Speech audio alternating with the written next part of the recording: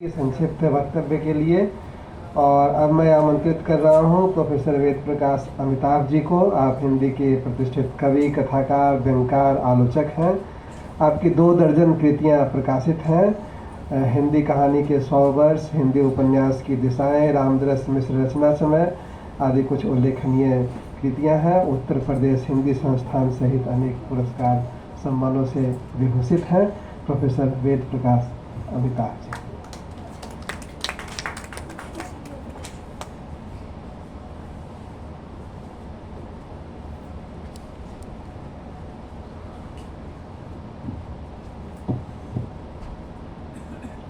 इस सत्र के माननीय अध्यक्ष गिरीश्वर मिश्र जी अभी अपना आलेख वाचन करके प्रस्तुत हुई, अलका सिन्हा जी, और हिंदी सानेट को एक नया रूप देने वाले हमारे कवि मित्र वेद मित्र शुक्ल जी, सामने विराजमान हमारे आदरणीय रघुवीर भाई का परिवार। यहाँ रघुवीर भाई गुजराती के तो शीर्ष पुरुष हैं साहित्य के। ये आप लोग कम लोग जानते होंगे कि हिंदी कथालोचना को भी आपका योगदान कम नहीं है। पूरी एक किताब है। हिंदी के हमारे वरिष्ठ आलोचक ओम निश्चल जी, ऋषि कुमार जी सहित सभागार में उपस्थित विद्वानों और विदेशियों, वंदना के इन स्वरों में एक स्वर मेरा मिला। आदरणीय मिश्र जी के जन्मशती समारोह में कुछ बोलते हुए मुझे बहुत प्रसन्नता हो रही है। यहाँ पर आदरणीय मिश्र जी ने जीवेम श्रद्धा शतम को चरितार्थ किया है। आचार्य लोग बताते हैं कि पूरा श्लोक इतना ही नहीं है कि 100 साल तक जिए। बिस्तर पर लेटकर 100 साल जीने का कोई अर्थ नहीं है। उसमें पश्चिम शब्द भी है, यानी देखते हुए जिए, सुनते हुए जिए, कुछ करते हुए जिए। तो मिश्र जी ने अपनी कर्मठता के साथ इसको जिया है। कभी किसी ने लिखा था कि बड़ी खूबसूरती के साथ बूढ़े हुए हैं। मैं कहना चाहता हूँ कि उन्होंने बड़ी खूबसूरती के साथ अपनी इस शतक को पूरा किया है। आलोचना पर मुझे बोलने का दायित्व सौंपा गया है। आचार्यों ने 2 तरह की प्रतिभाओं की चर्चा की है, कारित्री प्रतिभा और भावित्री प्रतिभा। कारित्री अर्थात सर्जनात्मक और भावित्री अर्थात आलोचनात्मक शोधपरक। और ये सवाल उठा था एक बार रविन्द्रनाथ ठाकुर के सामने कि क्या एक ही व्यक्ति में दोनों प्रतिभाएं हो सकती हैं। उन्होंने पूछा था किसी ने कि सोफोक्लीज और अरस्तु दोनों क्या एक रचनाकार में हो सकते हैं। फिर उन्होंने हिंदी भारतीय साहित्य के संदर्भ में पूछा कि क्या कालिदास और मल्लिनाथ एक ही प्रतिभा में हो सकते हैं। बड़े उहापोह के बाद रविन्द्र बाबू ने उत्तर दिया कि हाँ हो सकते हैं, हाँ लेकिन दुर्लभ है। ये भी कहा। हिंदी साहित्य में हम लोग जब इस प्रश्न पर विचार करेंगे तो शायद सबसे पहला नाम हमारे जैन में आचार्य हजारी प्रसाद द्विवेदी का आएगा, जो दोनों ही प्रतिभाओं के धनी थे। और उन्हीं की शिष्य परंपरा में आदरणीय मिश्र जी भी इस सम्मान के, इस श्रेय के अधिकारी हैं। निश्चल जी बताए गए कि 11 पुस्तकें हैं उनकी आलोचना की। उनमें एक पुस्तक अंग्रेजी की है, मॉडर्न हिंदी फिक्शन। बाकी 10 पुस्तकें हिंदी आलोचना की है। 3 तरह की आलोचना है, काव्यालोचन, कथालोचन, और एक तीसरे प्रकार की भी है, समीक्षकों की समीक्षा। क्या कहें, समीक्षा आलोचन कह लीजिए उसे। किताबों के नाम में तो कोई रुचि आपकी होगी नहीं, क्या सब लोग विद्वान लोग हैं, जानते हैं, लेकिन फिर भी मैं एक आध का नाम कहीं कहीं ले लूँगा उससे। जो आलोचना प्रवृत्तियाँ और आधारभूमि पुस्तक है, उसमें आलोचकों के ऊपर उन्होंने बड़ी गंभीरता के साथ विचार किया है उन्होंने। और कहानी उपन्यास पर की पुस्तकें हैं ही हैं, कहानी, अंतरंग पहचान, हिंदी उपन्यास, अंतर यात्रा, आधुनिक साहित्य, संवेदना और दृष्टि, ऐसी 11 पुस्तकें हैं ही। प्रमुख पुस्तकें मैंने पढ़ी हैं, ये दावा तो नहीं कर सकता कि मैंने 11 वाँच ली हैं। तो मैंने ये पाया उनको देख करके कि उनका जो प्रस्थान बिंदु है आलोचना का, वो प्रस्थान बिंदु है कि रचनाकार पहले यथार्थ की पहचान करता है और उसकी अभिव्यक्ति करता है। और वो अभिव्यक्ति कथा साहित्य के रूप में भी होती है, कविता के रूप में भी होती है, नाटक के रूप में भी होती है, कई तरह से होती है। और कहते हैं कि वो पहचान 2 स्तरों पर करता है। एक तो ये कि जो गतिविधियां हैं, हलचलें हैं, विसंगतियां हैं, विडंबनाएं हैं, चुनौतियां हैं, उनको वर्णन कर देता है। दूसरा वो ये जानना चाहता है कि इन चुनौतियों, इन विडंबनाओं के पीछे केंद्रवर्ती चेतना क्या है, कारण क्या है इसके पीछे। केवल एक काम करता है तो वो बड़ा लेखक नहीं है उनकी दृष्टि में। दोनों काम करने वाले प्रेमचंद जैसे लोग उनकी दृष्टि में बड़े लेखक हैं। और यही मिश्र जी कहते हैं कि केवल यथार्थ का वर्णन कर देना भी बड़ी रचना नहीं है। मैथिली शरण जी बहुत पहले लिख गए थे कि हो रहा है जो यहाँ सो हो रहा, यदि वही तुमने कहा तो क्या कहा। लेखक का तो अलग रचना संसार होता है। मिश्र जी की एक कहानी है रहमत मियाँ, उसमें उन्होंने 2 तरह की कहानियों का उल्लेख किया है, घटित कहानी, रचित कहानी। घटा हुआ यथार्थ, रचा हुआ यथार्थ। साहित्यकार का यथार्थ रचा हुआ होता है, जो का त्यों नहीं होता है, वो सत्य कथा नहीं होती लिखता। वो अपनी अनुभूति के आधार पर, अपने चिंतन के आधार पर उसी घटना को, उसी यथार्थ को एक नया रूप दे देता है और पाठक को मर्म तक पहुंचा देता है। तो ये मिश्र जी देखते हैं कि वो रचनाकार जो है, जिसकी आलोचना वो करने जा रहे हैं, उसने यथार्थ को अपनी अनुभूति का अंग बनाया है या नहीं बनाया है। केवल ब्यौरे दे दिए अगर, तो उनकी दृष्टि में वह श्रेष्ठ रचनाकार नहीं है वो। लेकिन केवल अनुभूति को भी वो बहुत ज्यादा महत्व नहीं देते। कहते हैं उसमें विचार की साझेदारी बहुत जरूरी है। केवल अगर अनुभूति होगी तो भी रचना कमजोर पड़ जाएगी। विचार की साझेदारी आने से वो दृढ़ होगी, मजबूत होगी। छायावाद के ऊपर उनकी पुस्तक है, जिसमें उन्होंने उन आलोचकों को आड़े हाथ लिया है जो केवल छायावाद में अनुभूति ढूंढते हैं कि अनुभूति का काव्य छायावाद, पलायन ढूंढते हैं। वो कहते नहीं, छायावाद में क्रांतिकारी भावना भी है, उसकी जो वैयक्तिकता है वह सामंती सामूहिकता का तोड़ है, उसको तोड़ती है, नष्ट करती है। इसलिए छायावाद महत्वपूर्ण है। केवल इसलिए नहीं, केवल अनुभूति है, ले चल मुझे बुलावा देकर मेरे नाविक धीरे धीरे, इससे बड़ी कविता नहीं बनी है वो कविता बनी है हार बैठे जीवन का दाम, जीतते जिसको मरकर वीर। जीवन का दाम देकर के भी जिंदगी को जीने की बात करते हैं वो लोग। तो छायावाद के शुरू के आलोचकों में मिश्र जी हैं। बहुत कम किताबें थी उस जमाने में, तो जब छायावाद को लिख रहे थे। तो उसके बाद दृष्टि की जब बात उन्होंने की कि एक दृष्टि विचार की साझेदारी, तो बोले कि दृष्टि भी 2 तरह की।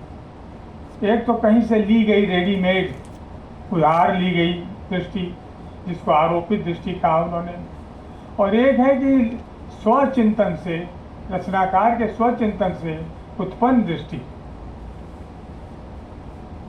और उन्होंने तुलना की राहुल जी की और द्विवेदी जी की, कि राहुल जी के पास एक दृष्टिकोण है, अच्छा दृष्टिकोण है, मार्क्सवादी दृष्टिकोण है। ये कहते हैं कि ऐसा सैद्धांतिक आग्रह उभरता है कि उनके उपन्यास मानविक नहीं बन पाए।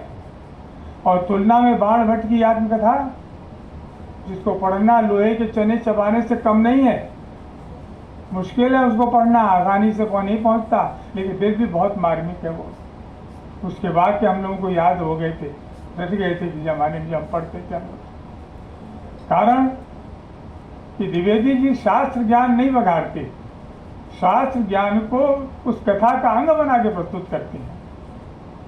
मिश्र जी ये अपेक्षा करते हैं कि विचारधारा आए, लेकिन वो अनुभूति का अंग होकर बनाए आए, कहीं से उधार ली हुई रेडीमेड विचारधारा न हो। तमस की प्रशंसा की उन्होंने कि लेखक घोषित मार्क्सवादी है, लेकिन कहीं भी मार्क्सवाद का आच्छादन तमस उपन्यास पर नहीं है। असाध्य वीणा और अंधेरे में की तुलना की उन्होंने और कहा कि अंधेरे में मुझे बेहतर लगती है कविता, इसलिए कि उसमें जीवन के साक्षात्कार का चिंतन है। उसमें असाध्य वीणा उनको उतना ज़्यादा अपील नहीं कर पाई। वो अपने अपने अजनबी भी उनको बहुत अच्छा नहीं लगा। उन्होंने कहा कि इसमें हवाई दर्शन का सार्वभौम विस्तार है। हाँ, मतलब विश्व स्तर की बात कही जा रही है उसमें, लेकिन उसका हमारे देश की मिट्टी माटी से कुछ लेना देना है नहीं, बिल्कुल ही। तो ये इस तरह से बहुत सारी दृष्टि संबंधी जो बातें हैं, नागार्जुन की प्रशंसा करते हैं उपन्यासों में भी, कविता में भी, कि उनका जो चिंतन है वो देश की मिट्टी से जुड़ा हुआ है। रेणु की प्रशंसा करते हैं वो। लेकिन जहाँ भी उनको ये लगता है कि आग्रह के द्वारा चीज़ें लाई जा रही हैं, वहीं वो उसको अस्वीकार कर देते हैं। दृष्टि संबंधी उनकी अवधारणा जो है, मुझे लगा, मुझे पढ़ करके वो आलोचना वाली पुस्तक, कि आचार्य हजारी प्रसाद द्विवेदी का बहुत अधिक प्रभाव मिश्र जी के ऊपर है। सर्जना ही सत्य है, तो मिश्र जी का बड़ा प्रसिद्ध वाक्य ही है द्विवेदी जी का, जिसे मिश्र जी ने दोहराया है। तो सर्जना को बहुत ऊंचा दर्जा देते हुए भी उसमें दृष्टि की उपस्थिति पर द्विवेदी जी ने जोर दिया, और उनकी दृष्टि को मिश्र जी ने संतुलनवादी दृष्टि कहा है। कहा कि जो द्विवेदी जी की दृष्टि है वो संतुलनवादी है। जो लोग आलोचना ऐसी लिखते हैं दूसरे के ऊपर प्रहारात्मक, वो ये देखते हैं कि कृति में से क्या क्या चीजें निकाल दी जाए।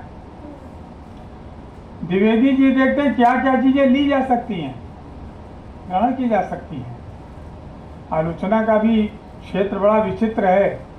कुछ आलोचनाएं शहद में करम डुबो के लिखी जाती हैं, बहुत मीठी, बड़ी मधुर।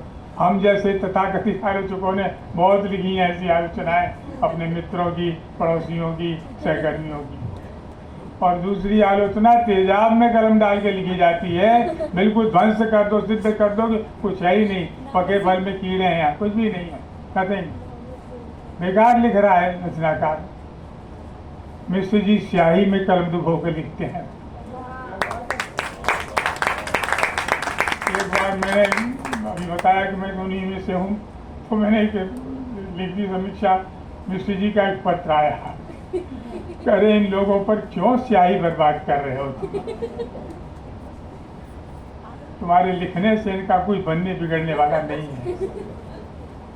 लेकिन हम लोग क्या करें, हम लोग समाज में रहते हैं तो करना होता है सब। तो मिश्र जी बहुत वस्तुनिष्ठ होकर के, संतुलित होकर, वही संतुलनवादी दृष्टि उनकी भी है।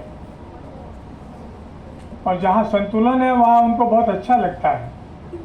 विचार अनुभूति का संतुलन, कथ्य और शिल्प का संतुलन, और जहाँ खंडित होता है नाराज होते हैं।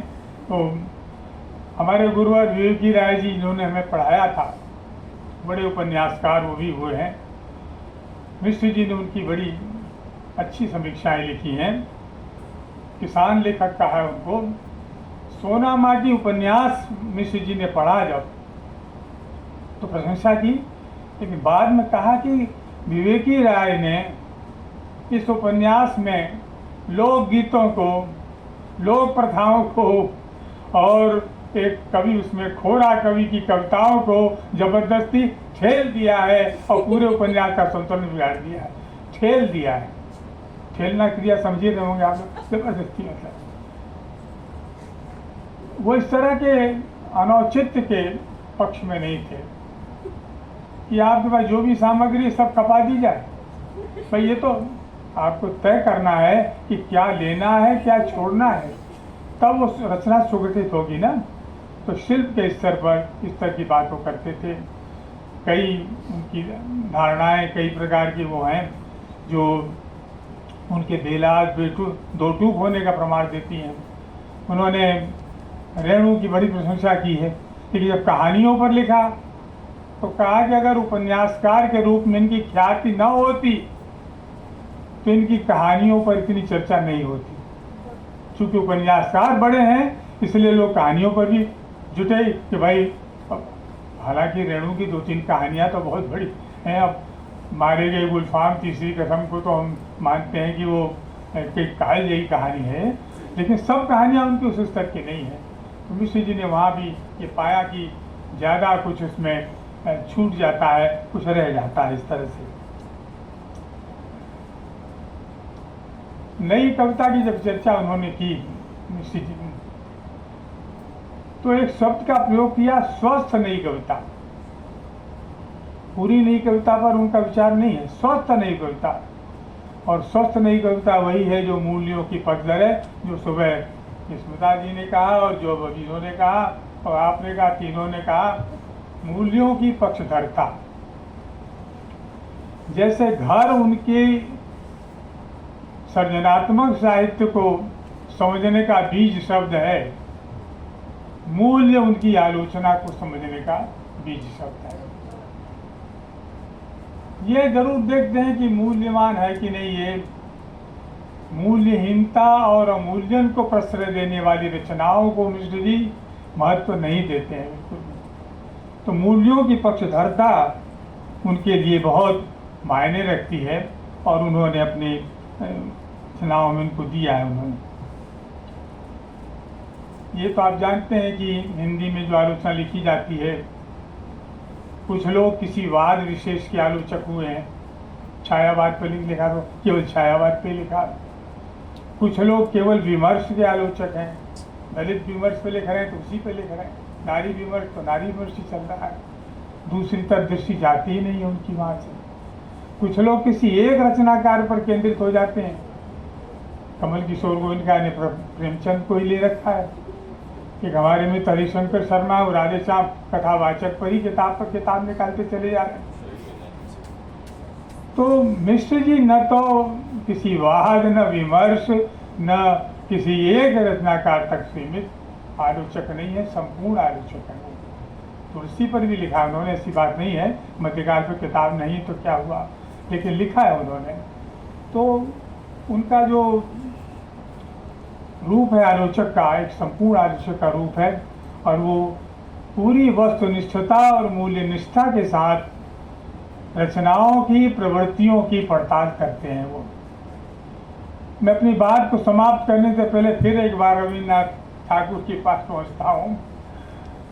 जब रविन्द्रनाथ ठाकुर ने जवाब दिया कि हाँ हो सकता है लेकिन दुर्लभ है, तो एक वाक्य और कहा था उन्होंने कि जब कोई सृजनात्मक प्रतिभा समीक्षा में हाथ डालती है तो वो समीक्षा को भी सृजनात्मक बना देती है। वो